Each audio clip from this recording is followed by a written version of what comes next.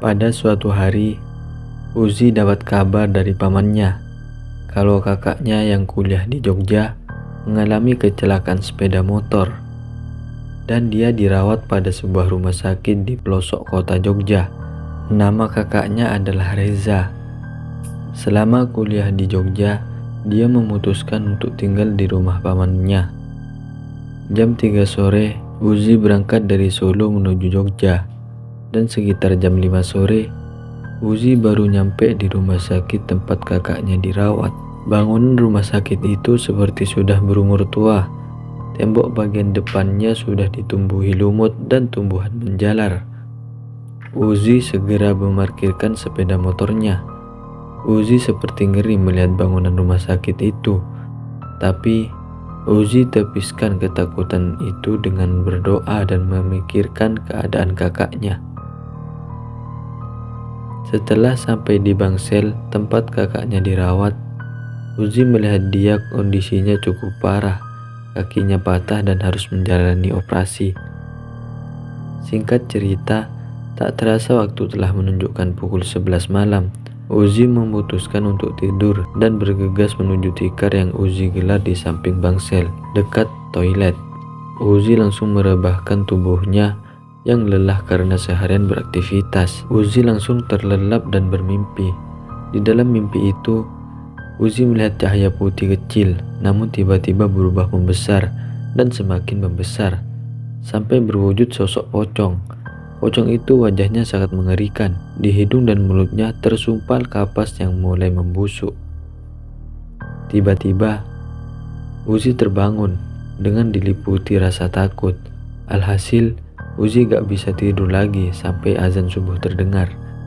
Seminggu setelah kakaknya dirawat dan dioperasi, akhirnya dokter mengizinkan kakaknya pulang.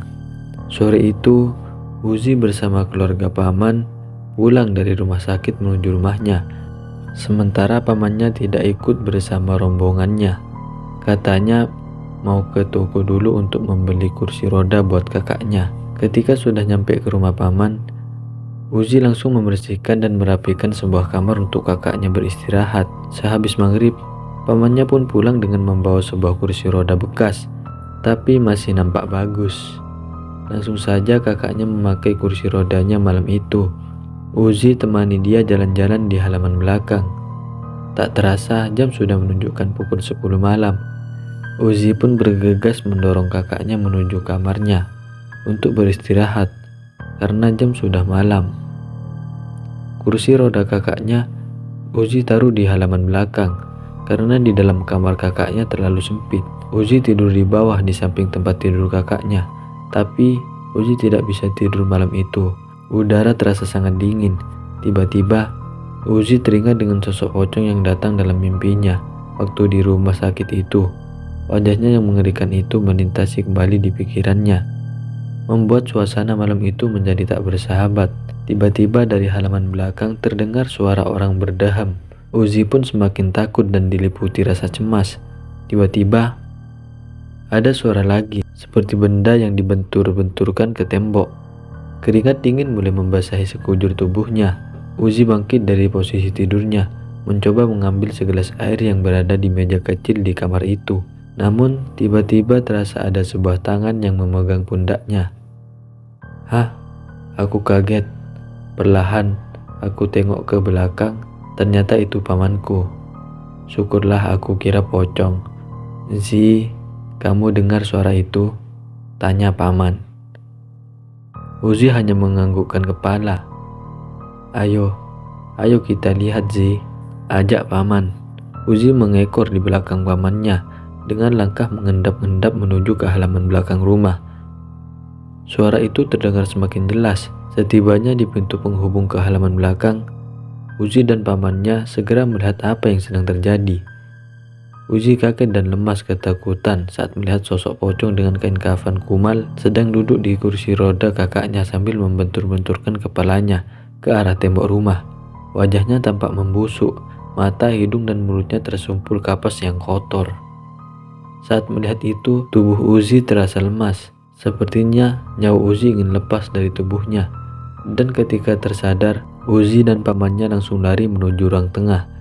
Uzi berteriak-teriak minta tolong hingga membangunkan seisi rumah. Lalu Uzi jelasin kepada mereka kalau barusan ada pocong di kursi roda kakaknya. Sementara pamannya saat itu juga pergi ke tempat seorang kiai untuk meminta tolong. Padahal saat itu udah jam 2 malam. Selang beberapa menit, pamannya kembali datang ke rumah bersama seorang kiai. Kiai itu langsung menuju halaman belakang, tempat kursi roda kakaknya disimpan. Uzi sekilas melihat saat kiai itu berdoa, kursi itu bergerak-gerak sendiri. Setelah selesai berdoa, Pak Kiai langsung bilang kepada pamannya. Katanya kursi roda itu merupakan kursi roda bekas kecelakaan oleh pemiliknya terdahulu. Pemiliknya dulu meninggal karena tertabrak truk saat sedang berada di kursi roda tersebut. Dan kini arwahnya tak mau lepas dengan kursi roda yang selalu menemaninya semasa hidupnya. Sebaiknya kursi roda itu secepatnya dilebur ke Sungai Bengawan Solo, kata Pak Kiai. Setelah selesai sholat subuh, Uzi dan pamannya langsung menaiki sebuah mobil pickup menuju Bengawan Solo. Sesampainya di sungai, matahari sudah bersinar, menandakan pagi mulai menjelang. Dan tanpa menunggu lama lagi, akhirnya pamannya membuang kursi roda berhantu itu ke Sungai Bengawan Solo. Setelah kursi roda itu dibuang, Uzi dan pamannya pun kembali ke rumah dan tak ada lagi suara-suara yang mengerikan terdengar di belakang rumahnya. Nah, itu dia tadi cerita horor yang bisa kami ceritakan. Semoga bisa menghibur Anda. Jika kalian menyukai video ini, jangan lupa tinggalkan like, komen, dan subscribe. Sampai jumpa di video selanjutnya.